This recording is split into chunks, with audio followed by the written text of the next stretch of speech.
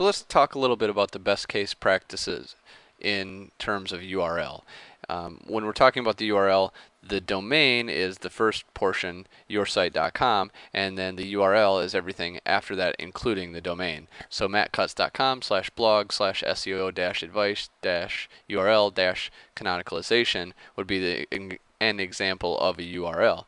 So anytime you have a keyword in your URL, this is going to be helpful. It's not a huge ranking factor, but it is likely to get you more click-through on the search results because it's going to bold the keyword. The ideals here in terms of URL would be to have an extensionless URL, no .html, no .php, no .asp, just an extensionless URL like you see with Matt Cutts' blog there.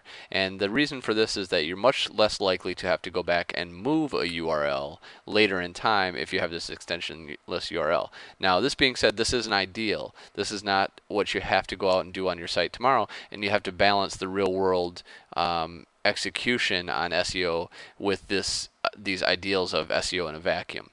So extensionless URLs are a good example of SEO in a vacuum and are SEO in the perfect world. Obviously, we don't live in that perfect world, so you sometimes have to weigh this against the cost of creating a change. Implementing something like extensionless URLs on a 100,000 page site that's been around for 10 years is obviously much more of an expense than doing it on a brand new site. So keep this in mind when making your decisions, which at this point we're just looking at the fundamentals to educate yourself to someday be able to make those decisions.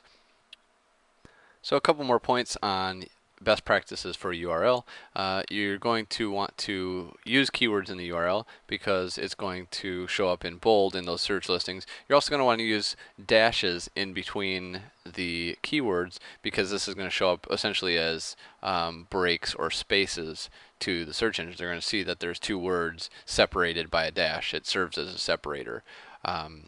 This can be very useful, but don't go overboard in creating 10 word keyword stuffed URLs. I would say the limit's about probably in the range of 5 words, 4 dashes, maybe 4 words and 3 dashes, and then the same kind of thing applies to your slash structure or your directory structure. You're not going to want to use more than 2 or 3 slashes unless you have an extremely deep website. Unless you have thousands of pages, 2 or 3 subcategory levels should be more than sufficient for effectively organizing your content.